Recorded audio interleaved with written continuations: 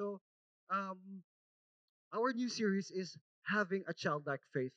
And the wonderful thing about this series is that human as we are and adults as we are, we forgot sometimes to really fully depend on God, right? Because sang bata ka, tandaan nyo na nga dali ka mo magdako kay para maubran yung inyong gusto, di ba?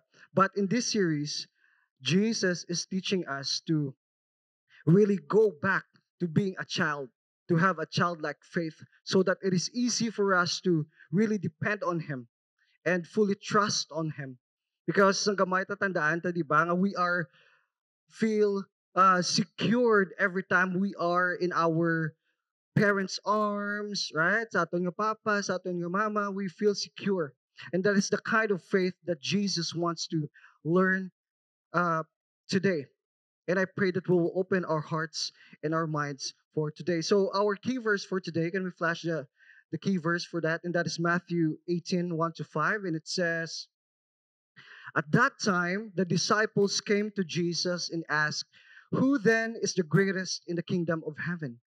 He called a little child to him and placed the child among them. And he said, truly, I tell you, unless you change, take note of the word change, and become like little children, you will never enter the kingdom of heaven. So it is very self explanatory that one of the qualifications in order to enter the kingdom of heaven is having a childlike faith.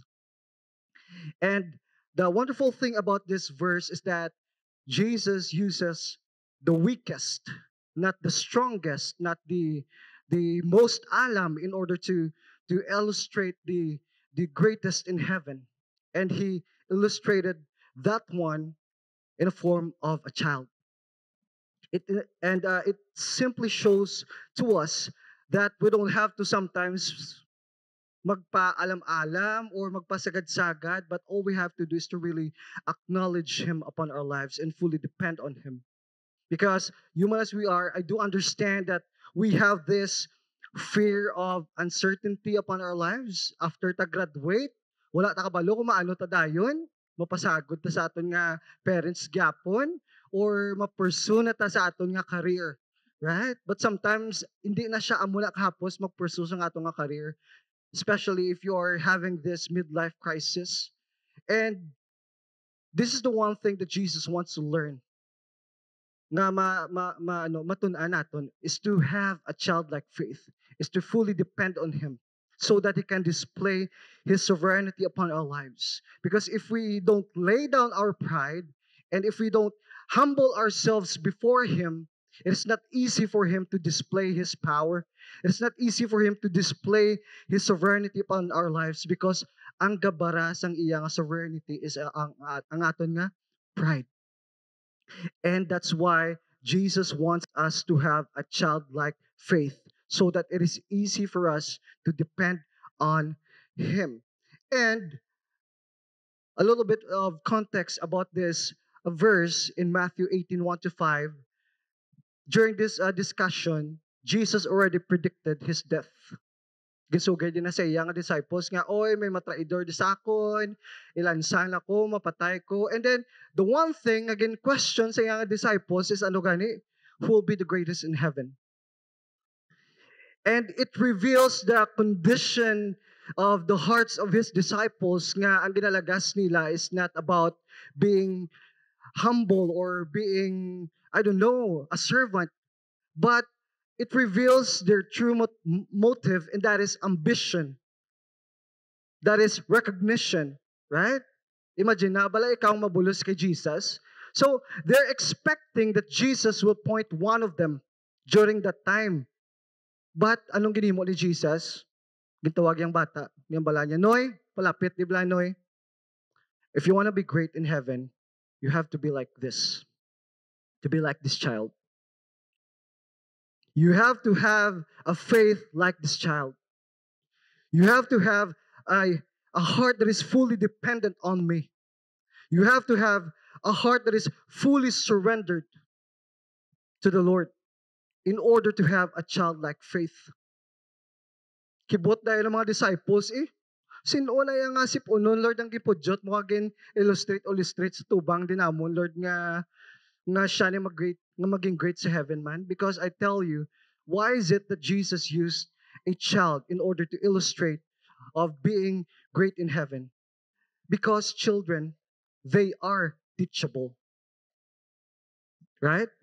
They are teachable. Hapos tuduan ang isa ka bata. Pero ang isa ka may edad na kag may prinsipyo na sa siya nga kabuhi, kabudlay na kung balion sang prinsipyo nga gin-build sa aton nga lives, right? You cannot uh, teach kuno old dogs new tricks kuno, or I don't know, tsakto nga ako nga line or something like that. Pero tuod na siya. That's why nga sang gamay ta, gadali ta magdako because gusto ta himuon ang aton nga gusto. But Jesus once again wants us to go back to being a child and have a childlike faith so that you can fully depend on him because he knows what is best for us, right? He knows what is best for us. And the disciples' questions reflects the human ambition that they have, a worldly concept of greatness. You know what? The reason why the Jewish people during Jesus' time, hindi nila mabaton-baton si Jesus, is because the kind of greatness that they are expecting is political or glorious, or they're expecting a throne, a position, and honor. In short, they're expecting a Messiah with a crown. They're expecting a Messiah nga hari. Ano mo tayo karon niya kay si Jesus, siya bata sa pasungan. Of course, wala sila nagpati. Even up until now, Jewish people, Orthodox Jews, they don't believe in Jesus. Messianic Jews does. But Orthodox Jews, wala sila kapati kay Jesus nga king si Jesus. Because amo na gani, the definition of the world is their standard. The definition of the greatness in Jewish people that time is a king with a crown. And that reveals the true motive and the condition of the heart of his disciples when they ask Jesus. Wala man sila gani nag-question gani kay Jesus, ni Lord, paano na lang kami Lord ya? Wala na may mga disciples sa amon, diretso sila mangkot kay Jesus. Ni Lord, sino mabulo si mo Lord? Is it me? Siguro si James guro ga expecto nga itudlo siya, or si Peter, kasi Peter nga danang characteristic si Peter do ano na siya ya, do permi na siya pyro hero balang iya nga style ni Peter. So maybe Peter is expecting that Jesus will point him or appoint him to be the leader of the gang. But wala, wala may gintudlo si Jesus ni isa sila. Sinong gintudlo ya? Maybe the 5-year-old kid nga naglabay. And that's very important for us to really understand. Why is it? It is very important for us to have a childlike faith.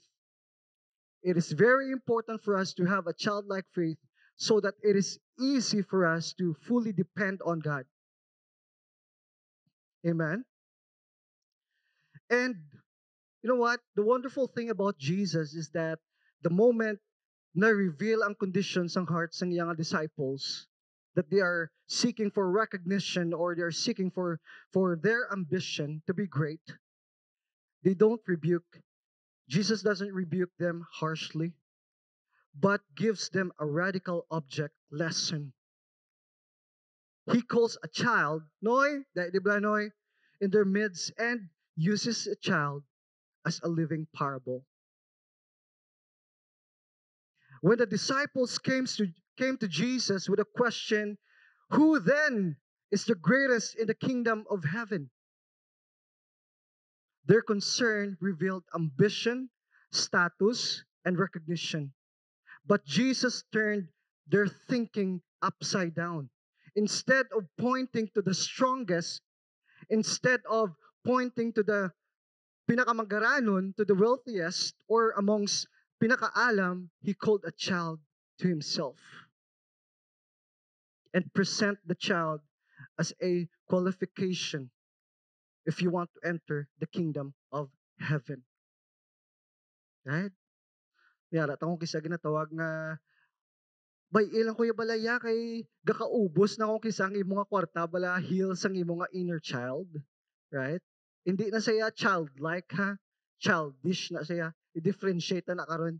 Kay ginarason ta kung kisa ang aton bala nga mabakal kuya sang Beyblade yang nga original kaysa una sa unit top lang kuya ka bakal sang Beyblade, isa pa lang kabungguanay, guba na dayon or something like that. So mabakal gid kuya sang triple A gidya nga Beyblade or Tamiya or Crush Gear, I don't know. Katigulang na gid sa mga pangalan nga gina-example ko. It reveals my edad. But yeah, we need to differentiate childish to being childlike. And we're going to differentiate that one later. But the point is, Jesus wants us to understand that in the kingdom of heaven or in the kingdom of God, greatness is not measured the way the world measures it. True greatness is found in humility, trust, and total dependence to the Father, just like a child. Because ang bata, kung hindi mo na siya pagtudluan, magtinikal, or hindi mo na siya pagtudluan nga dapat maamo ka ginyo, hindi mo na siya magtikal ang bata. Right? Ang bata, naturally, humble na siya. That's why Jesus wants us to have a childlike faith. And the first point I want to share to you today is we got to understand the world's view of greatness versus God's view of greatness. Because sometimes, abi naton, ang standards ng kalibutan of being great is the same standards of God. But as you can see in Matthew, he doesn't point ganit to the strongest. He doesn't point ganit to the wealthiest or most influential, but he points to an innocent child. Right? And that is the standards of God when it comes to entering to heaven. In the world, greatness is measured by status, titles, and achievements. That's why maybe some of our politics dumapatay gid sila magsulod sa aton nga government because they want power, right? Or maybe you are spending more time in social media, curating your social media presence so that people will respect you, right? You got to understand that if you're going to curate yourself and present yourself being the best in social media and behind the scenes gakaletse-letse man ang aton nga kabuhi because we're making decisions out of our emotions, we are just showing our best foot forward to the people. And Jesus doesn't want us to do that way. Right? Isa ka namian kasi isa ka bata is that they don't care what the people say around them. Kung gutom na yang bata ya kag may ginapangayo na yang bata ya, buhay na siya labot ya, mauya niya ka na ya, matantrum, maligid-ligid na siya para lang makakaon siya or madede siya. And wala na siya labot ya, wala, kita na kamo, bin, 2 years old nga bata nga gapangayo didi nga gapanago siya or wala siya nagibi or gapili siya sa lugar kundi lang siya mamaoy. Right? Wala na ya ginapili ya ang isa ka bata ya kung gutom siya. I pray that we will apply it as well in ourselves as a child of God. If we are hungry to God, I pray that we will not be more concerned kung anong hambalon sa aton isang tao. Pwera mada nga hambalon kada, praise the Lord, hallelujah ka naman, amo-amo ka naman na every Sunday. I mean, it doesn't matter. The opinion of other people doesn't matter. The one thing that we need to understand is that the world is making us or making ginapabudlayan tas ang kalibutan nga mag-live sa sini nga kalibutan because it is not our natural habitat. Right? We are citizens of heaven. That's why it is not easy for us to really live in this world because we are not of this world. That's why we need to really understand the world's view of greatness versus God's view of greatness. So do not spend more time curating yourself to social media so that people will, or you will have more followers or likes or something like that.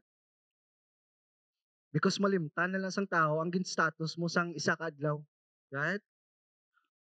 But your character, kung kilala ka sa isa ka person, madula ka lang sa kalibutan, hindi gina nila malimtan ang mayo nga ginhimo mo sa ilang life. And that is very important. The disciples fell into this trap as well. That's why when they asked Jesus if who will be the great in heaven, nag-reveal agad ang true condition sa ilang heart nga ang lagas nila is what? Position. Di, Lord, sino lang mabulo si mo, Lord? Sino lang masunod-sunod or sino lang sundan amon, Lord, nga makadto to sa patay? Sino nga patay tong buhion ta? Or ang mga lepers dito nga ayuhon ta? Or ang mga nagkalakakas nga mata to nga ibalik ta? Sino lang, Lord, ang amon nga sundon, Lord? Right? Because gusto para guro sila, that is the definition of greatness. Kung makapabuhi ka patay or makapaayo ka sang arikison or lepers, that is the kind of standards ang view nila sa ginatawag na greatness. But Jesus wants us to understand that the true definition of greatness is being humble. Being humble. Humble lang yung mga tupad. Be humble. Thank you, Jesus. And then, by that, Jesus redefines greatness. Jesus wants us to understand that greatness is not about being on top, but greatness is about humility. Right? That's why sometimes sa school, baka-baka ta intra sa mga org and then you want to be a governor or mayor or I don't know ano pang klase position natin sa school. Because sometimes it is a reflection of our insecurity. It is a reflection of our need of recognition. And makagraduate ka, hindi mo lang kanila madumduman ang imong ngalan. Because Jesus redefines the true definition of greatness. And that is not being on the top. But being great means being humble. It's about humility. And we must resist the urge to compare, to compete, and to seek recognition. True greatness is in surrender, not self exaltation. If you tend to compare yourself to others or compete to others, you got to check yourself. Maybe you are insecure, right? You are not satisfied kung anong may ara ka. Because nga kinalanon ta i-check ang atong hearts. Because if you're insecure, if you're having this insecurity nga wala kaya sang kung anong may ara ang iban, maybe you are living in the standards of the world. Kinalanon, Rolls Royce gid ang aton nga salakyan. Kinalanon, naka Rolex gid naton ngayon lo para irespetohon ta sang sigkatawo naton, right? Because in the standards of the world, I mean, real talk kanay lang today. Sometimes we respect people on what they have, right? Kung wala tayong amo nga possessions, okay. Hindi ka sa S-class na kon nga friends list, right? But kung may ara ka amo nga mga possessions in your life, yes, of course, you're welcome in my inner circle, right? That is the standards of the world. And Jesus don't want us to live in that standards. Amen? Because greatness is in surrender and not in self-exaltation. I pray that I'm making sense here, talking about being or having childlike faith. And the second one I want to share to you is the child as an example of faith. Nga abi bata gid bi ang gingamit ni Lord nga illustration in order to have a childlike faith, or standards of if you want to enter the kingdom of heaven. Because number one, a child trusts completely, right? Kakita na mo sang isa ka bata nga hadlok maglumpat sa swimming pool kay abi dalom-dalom katama. I have an 8-year-old son and sang 3 years old pa lang si Zion. Nahadlok na siya maglumpat sa swimming pool kay abi dalom-dalom gid. But if ara ka as a father, kag maghamba ka siya, kag mag-assure ka siya nga, don't worry, lumpat lang kay asal na ding tubig oh. Kag salon tamang ka, hindi tamang pagpabayaan nga malumos. Of course, as a child, you will have what? Security. And if you have security, you will what? You will trust completely. Right? So be like a child. Sometimes, ginakall ka ni Lord to be a missionary, a pastor, a doctor, a lawyer. Hadlo ko, Lord. Kay ba si Lord, hindi ko ni magampanan, Lord, ang ang akon nga ang calling, Lord, nga ginhatag mo sa akon. All you have to do is to say yes. Why? Because the Lord will be the one to pave the way for you.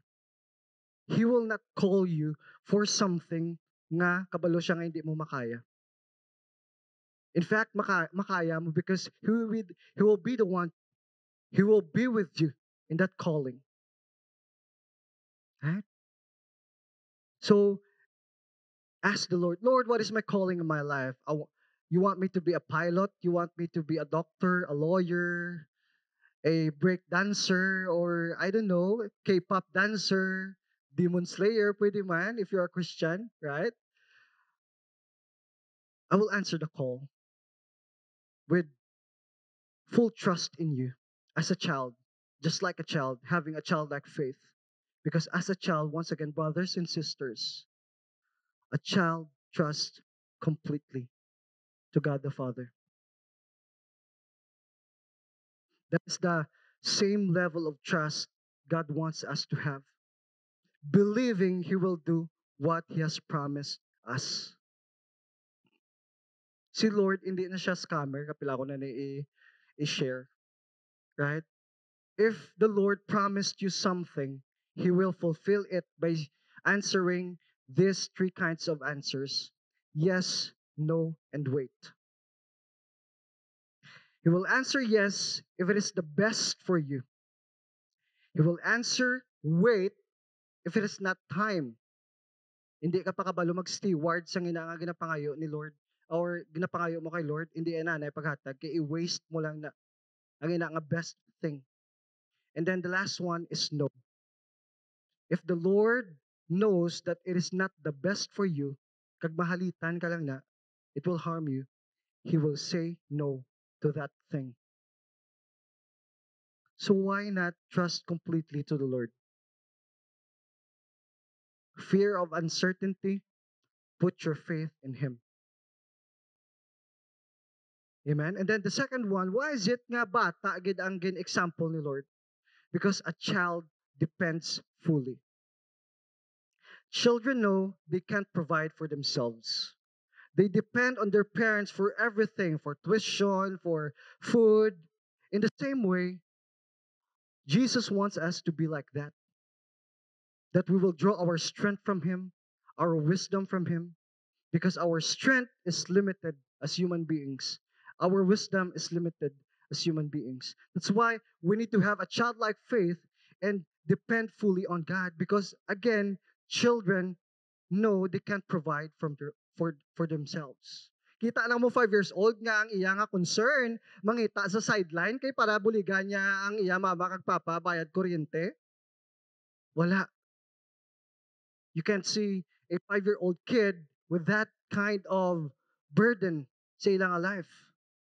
Because they know that their parents will be the one to provide their electricity, PlayStation, donut, chocolate, right? Ang ginobras ng bata, gaano lang? Gapangayo. Right? And then ang parents, as parents, kabalo man ta mag-answer. supposed to be kag dapat. Kabalo mata mag-answer sa aton nga children sang yes, no, and wait. Kabalo ka na gid nga guba ng imo untos ang bata mo kay permi ka kaon dulce. Sigihon mo pagit pagkaon dulce. Right? So I pray that we'll be like a child as well. We will have a childlike faith. Amen? And then the third one, why is it that it is very important for us to have a childlike faith is that a child loves freely. Ang isa ka bata, magpalangga, unconditional na siya. Right? Kung gadako na ta, kag gadako na ta, dira na agasugod nga gamat-amat na conditional lang aton nga love. But for the children, they love unconditionally. Gapalangga na sila not expecting something in return. Children don't carry grudges. They forgive quickly and love openly. That's the kind of soft, humble heart God wants for us. A heart that is not uncluttered with pride and bitterness. So be like a child. Act or love like a child because a child loves freely and don't carry grudges. Kita na kamula sa mga kinder nga mga bata, grabe, mga bata, perme. Iti makitaan ko na sa akon nga bata man mo nga kung kisa may ala na siya kontra sa school, lampusan na sila libro, right? Pero after 10 minutes, kita mo sila gakbayanay naman liwat. Di ba? Because children, they don't carry grudges. They forgive quickly. And that is the reason why Jesus wants us to have a childlike faith and a childlike heart. Kita na kamo 5 years old nga bata nga mag inaway sila duwa. May gabantay sa gate, sa gwa. Bantayan ko to sa blakaron bla sa gwa bla kay. Right? Wala ta nakakita. Because children, they don't kakaladlawan sa kakon. Mickey Mouse naman ba? Hallelujah. Thank you, Lord. Hindi ka kakita bata nga ga-hold grudges and gadumot kag bantay sa gwa gates ng eskwelahan niya sa iya nga kontra, 5-year-old. Grade 6 guro pwede pa. Right? Kaya may buot na. But for the children, they don't carry grudges. Amen? And children embody humility. They embody humility. They don't have to pretend to be accepted by the majority. They don't have to pretend to be accepted by the majority. Right? Like by example earlier, if nagutom ang isa ka bata, wala sila kapili lugar kundi sila mamaoy. Right? Mamaoy, gina sila kung gutom sila in order to fulfill their hunger. Right? Same thing with us. I pray that we will apply it as well upon our lives, that if we are hungry sa Ginoo, we will not be concerned of what the people will say. But we will look at our spiritual posture towards the Lord. Grabe ka concern nga kung anong hambalon si mo sing ibang nga tao, wala ka ga pay attention kung anong hambalon si mo ni Lord. It's the wrong thing. Above anything else, the opinion of God matters more than the opinion of men. That's why insecurity is very strong in this world because as humans, we value more the opinion of men rather than the opinion of God. As humans, we are more concerned about kung anong hambalon sa aton sang tao. Right? One factor of that is that we are not familiar with the promises of God upon our lives. Right? Hambalan ka lang you're not worth it, pati ka man. Hambalan ka lang gwapo ka, pati ka man. Gwapo magid. Of course, din create ni God sa iya nga own image, right? We gotta understand that the opinion of man, it doesn't matter. Malapos lang yan sa piyak nga dunggan. I pray nga kabalo ta magpalapos sa piyak nga dunggan sa opinions ng men. Because sometimes, the closest person to us ang may pinakadako nga contribution when it comes to our brokenness. Our fathers, right? Sometimes, gakaapektuan on how we view God the Father because of the faults of our biological father. Kabudlayan taong kisa magbaton sang pagpalangga sang Ginoo because wala mo man na feel gani ang pagpalangga sang imong nga biological father, right? And I pray and I'm making you understand right now that God the Father is not like our biological fathers because our biological fathers is just humans. They can hurt us. They're not perfect. But we gotta understand that the love of the Father is unconditional. We gotta understand that the love of the Father is true. And all we have to do is to be like a child. All we have to do is to pray to God that, Lord, give me a childlike faith. That, Lord, as a child, I will fully or completely trust you with my future. Lord, I just want to erase, Lord, the fear of uncertainty, oh God, Lord, upon my life. And I just want to fully trust you, God. As a child, Lord, I want to fully depend on you. Lord, as an adult, teach me like a child, to be like a child once again.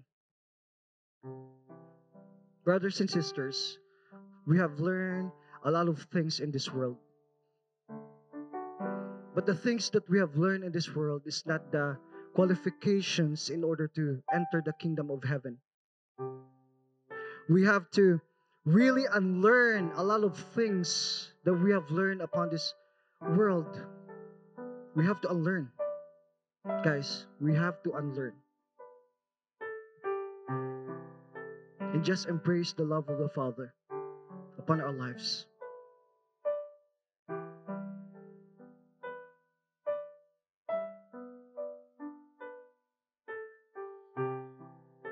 I pray that we'll be like a child that is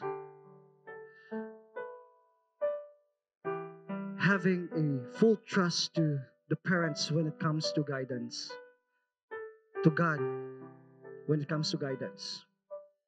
Kakita na kamo bata nga gina-bit-bit siya sa iyang parents,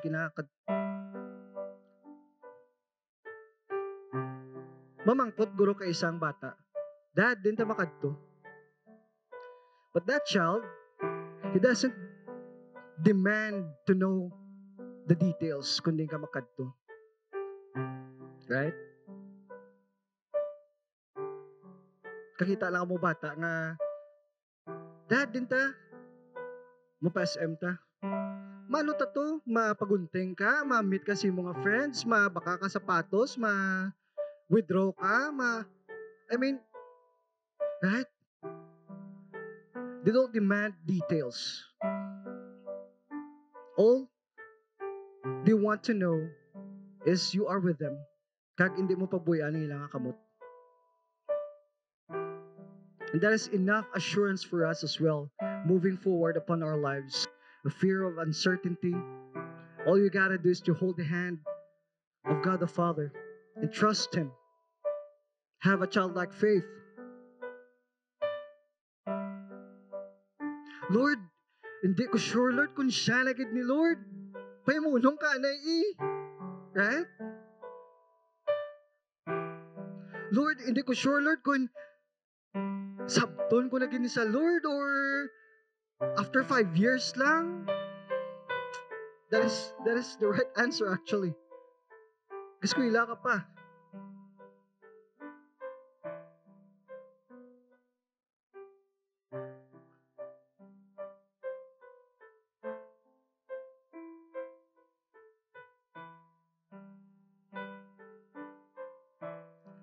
The last point I want to share to you is the call to childlike faith.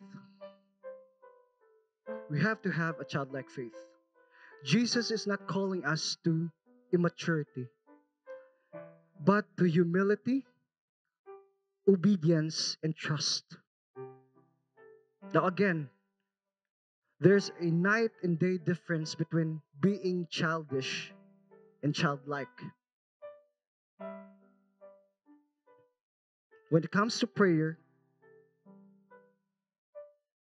being childish, or if you have a childish prayer, amuning sounds ang, ila ba lang, you're trying to manipulate God. Matantrums ka man kay God para yatag yung mga gusto. Right? Kita mo sa mga bata nga sa gaisano bala or sa Drio, sa department store, sa mga hampangalan. Kisa malabyan mo da may bata nga gakaya. Gaybe siya kay hindi siya pagbaklan sang gusto niya nga pangalan. Kabalo ka mo nga ginahimo na sang isa ka bata para mahuya ang iya nga parents kag bakla na lang siya. That is manipulation. That is manipulation. And sometimes we are like that. Our prayers manipulating God para makuha ang aton nga gusto. Right? But being a childlike, it's different. Childlike prayers, Lord,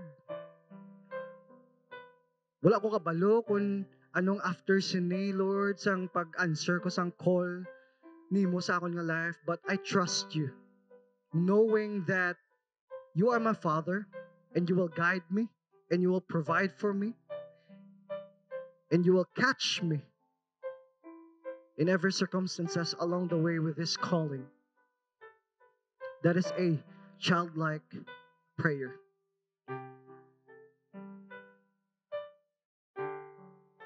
Childlike faith does not mean ignorance. It means confidence in the Father's goodness and what He can do.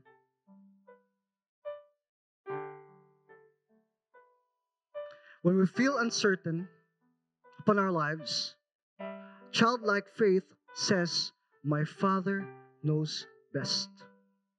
If you don't know, or if you have fear of uncertainty upon your life, tandaan lang yun ang line. My Father knows best. Sino ba lang nga mayo nga amay nga gusto halita ng nga bata? Our Father knows best. Sa end, have you seen a child that is sleeping peacefully? Bisan gayolanda na nga bagyo or Odette or ka-peaceful lang yapon sa ilang tulog. Why? Because they know that their parents is with them. And that is enough for them to feel safe. That is enough for them to have peace.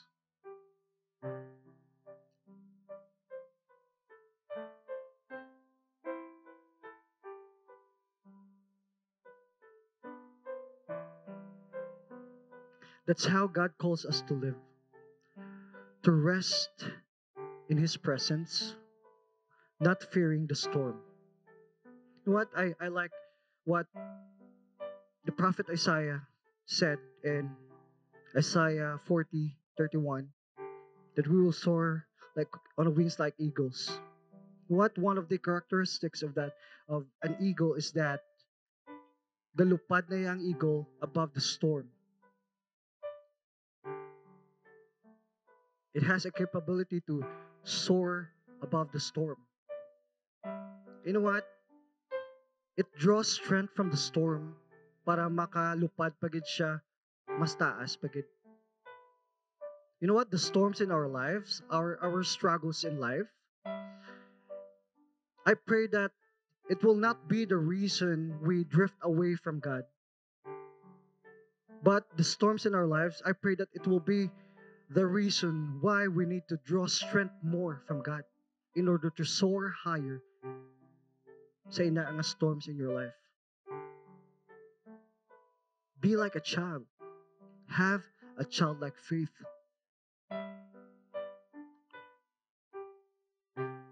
In your trials, don't lean on your own understanding. Hold your Father's hand and trust His leading.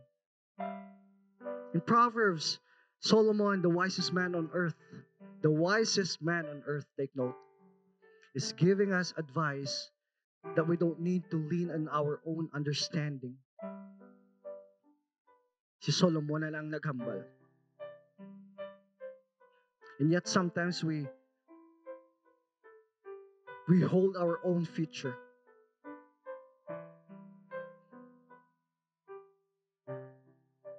The greatness of humility. Jesus' message is very clear. Greatness in His kingdom is not about position, but about posture. It's not about the position that you have, manager ka man da, or presidente ka man da, or presidente ka man sa bilog nga kalibutan, it doesn't matter. That is not the qualifications of being great. You know what is the qualifications of being great? Your posture towards God. Your spiritual posture towards God. Kamusta nga kon nga postura? Kung magtubang ko sa Ginoo, am I right before Him? Am I right in His eyes?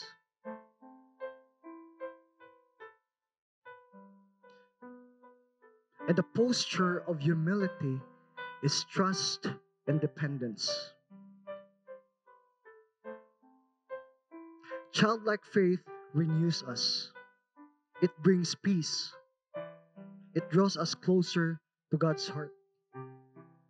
Now, if you have so many storms in your life and you want peace, have a childlike faith.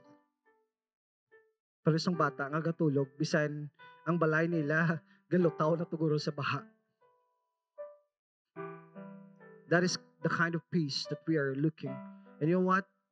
Peace in this world is not free. In fact, you cannot buy peace. Right? Bisan pila pa dang imong nga milyones, kung wala ka peace of mind, hindi ka gigyapon katulog kada gabi. You cannot buy peace. But you can have peace if you have a childlike faith that can fully entrust and depend God.